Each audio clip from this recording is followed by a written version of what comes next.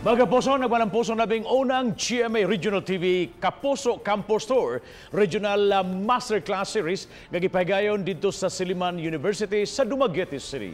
Ang kalihukan agi og pagpangandam sa eleksyon sunod tuig nga naghatag og kaalam sa atong kabatanunan sa nagalain-laing mga isyu. Og lakip sa milangkob niini ang inyong alagad, mga kapuso, dinhi sa Balitang Bisdak. Ato kining sayran.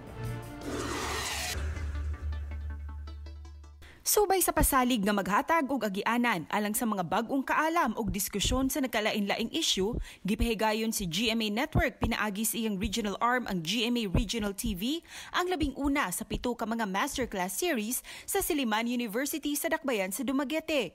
Napuno sa mga nanambong ang Claire Isabel McGill-Luz Auditorium aron maminaw sa ipaambit sa 5 ka mga panelists.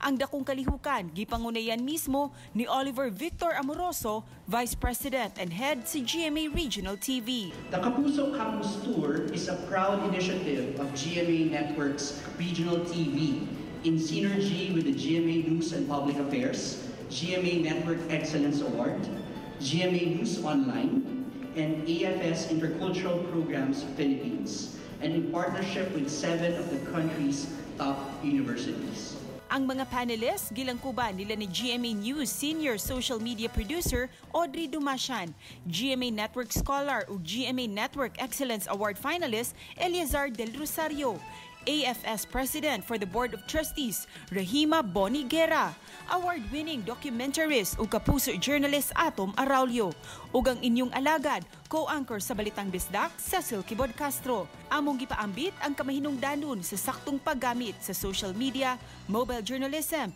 ug pagpahinumdum sa kabataan nga kanunay kabuton ang excellence. I think what's more essential is, how do you know your story is newsworthy?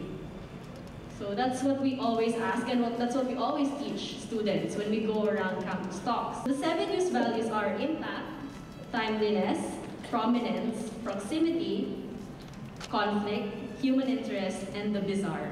Excellence paves the way for improvement, at bilang mga susunod na leader, sa iyo nakasalalay ang patutunguhan ng ating kinabukasan. Samtang gipaambit ni Ms. Guerra ang kamahinungdanon sa culture exchange sa pagtukod og global communities aron makatabang sa atong relasyon tali sa laing mga nasod.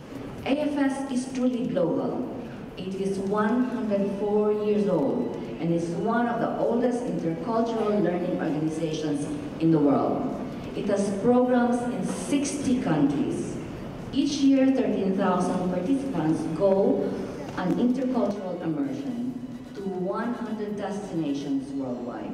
Gihisgutan usab nato ang importansya sa local news sa paglambigit sa katawhan sa pagpakabana sa komunidad o sa kamahinungdanon sa mga istorya nga nagpadayag sa tingog sa mga Bisaya pinaagi sa ato ang local news program Balitang Bisdak. Because local news matters.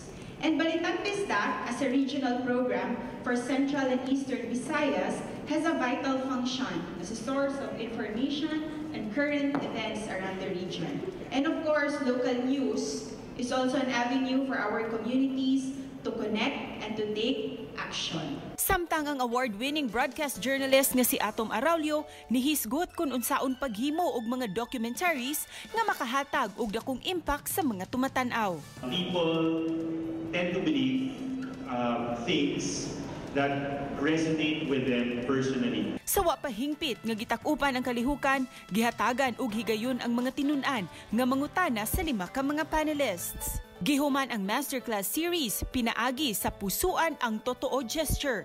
Pagtimaan nga andam na sila sa eleksyon 2019 katambayayong ang Kapuso Network ug GMA Regional TV.